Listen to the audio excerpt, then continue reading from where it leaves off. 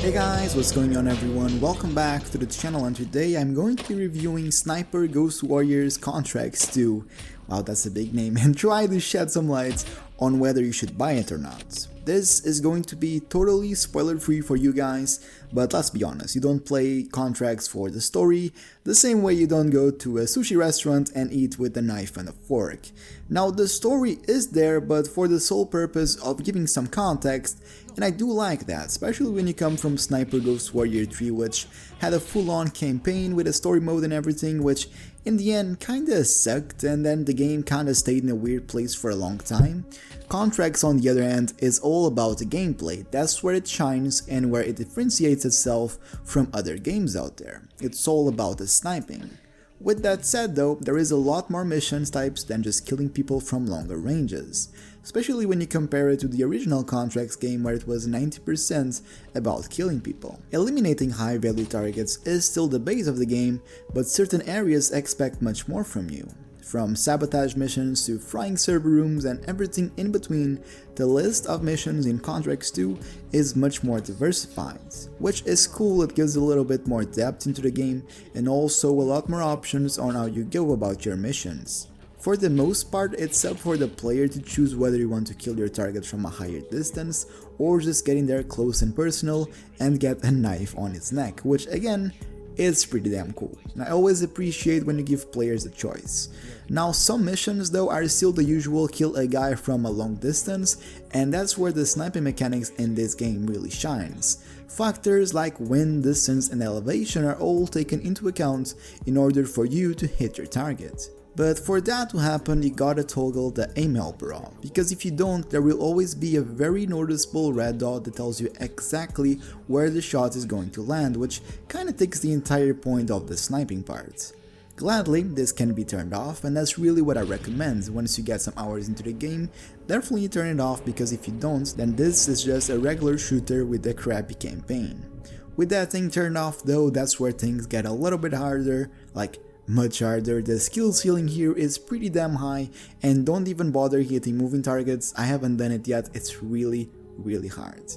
The game is split into 6 different regions, and for each of those regions there are going to be different mission types. There is also some background story just to give you some context on why you're doing certain things. As far as the game time goes, it took me 20 hours to finish it completely, but that's just because I did took my sweet time trying to stealth through these different regions, and that's what I really recommend you to do. I think it's the most enjoyable way of playing it. Obviously you can still go loud here and there, but if you ask me, playing it stealthily is the best way to go about it. But that doesn't mean it's necessarily easy neither. Enemies can spot you very fast, and once they do spot you, everyone gets instantly aware of your presence. Now they might not know exactly where you are, but they will search for you and they will probably find you. I kinda wish there was a bit more time between the moment you get spotted and the moment everyone knows about it, but for the most part, when I did get spotted, I just loaded the previous save, which usually takes you back 30 seconds in time. There are also a lot of cameras and snipers everywhere, so getting spotted is pretty easy, so using your drone and crouching everywhere is the best way to go about it. Like before, the game has some cool mechanics like interrogating hostiles, which may or not give you enemies' location, and while this is a pretty nice mechanic, I did notice that the dialogue is usually the same. It's always the same 2 generic answers in which they either say they won't say anything or that you're simply being hunted down. Kinda wish there was more unique dialogues on this one. I also felt there was a little bit of unnecessary walking. Maybe it's because the areas in it are mostly bigger, but once you finish your contract and your missions for that, that area, you still have to walk all the way until the extraction area, and when you're doing these missions back to back, it gets a little bit repetitive. As far as weapons and weapons customization goes, Contracts 2 is a direct step up from the original Contracts game. You can customize anything from the barrel to the underbarrel to different ammo types, camouflage and even optics. It's not the most flush system out there, especially nowadays that people just want the biggest amount of customization possible, but it does work. On that note, there's also not a lot of weapons neither, only around 6 to 7 per class, but the ones that do exist are all different and unique from each other and all available within the game money, which is not very grindy either. You should be able to buy just about everything once you finish the game. There are a lot more weapons available in the game store though.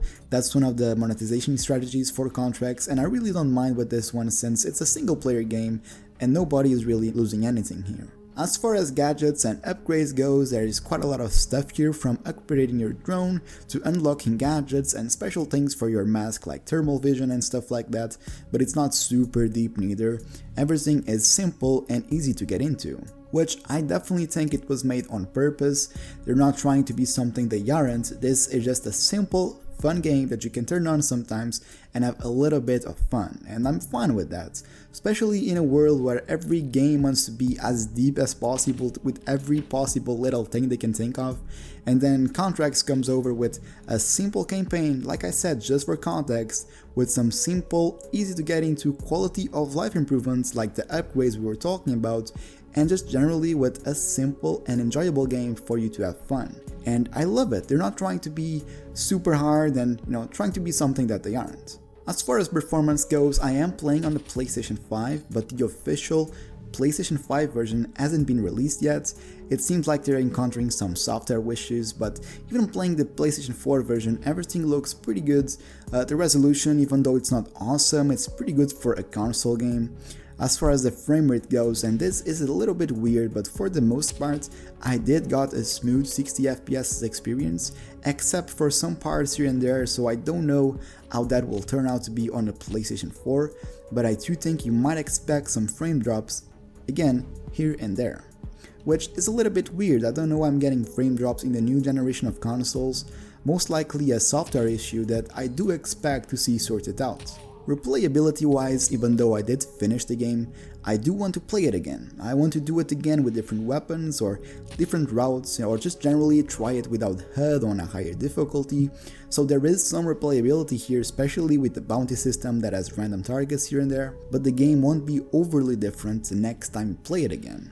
It's mostly on you that become a better player and only try it with your newfound skills. Now, the question that you all came here for: is it worth to buy? Well, for 40 euros, I definitely got my money back in the sense that I did like it and I make content out of it, and I also want to play it again and keep it on my library for when I'm bored and just want to do some headshots. But if you haven't played the Contracts game yet, what I would say is for you to get the original one that is usually on sale. I remember I picked mine up for like 5 euros a couple months ago, and if you play the entire game and liked it, then you will definitely enjoy this one, as it's a direct step up in every single way, but not to the point that is very different. So if you like the first one, you will feel right at home playing this one as well. I hope you guys enjoyed the video. If you do, make sure you hit that like button and subscribe if you haven't already, and I'll see you guys on the next one. Until then, have a good one.